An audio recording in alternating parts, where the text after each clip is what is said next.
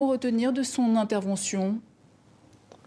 Eh bien, écoutez, Angela Merkel vient de le confirmer lors de cette conférence de presse qui se poursuit actuellement, où elle apparaît les traits très marqués par l'épreuve qu'elle traverse. C'est donc son fin de règne sur la CDU après 18 ans de pouvoir. Mais ça n'est pas encore la fin de règne sur l'Allemagne. Sa décision est donc purement stratégique. D'un côté, elle entend le message de mécontentement des électeurs qui réclament que le gouvernement se mette enfin au travail. Après 6 mois d'entrée en fonction, un gouvernement travaillé par des querelles internes. Et donc Angela Merkel vient de déclarer l'image que donne notre gouvernement n'est pas acceptable. Mais de l'autre côté, elle veut placer une fidèle à la tête du parti lors du congrès de la CDU début décembre, histoire de garder la main sur l'appareil. Le problème et le danger qu'il y a sur cette route qu'elle veut tracer, c'est qu'on n'est pas sûr que son parti la suive. Il y a déjà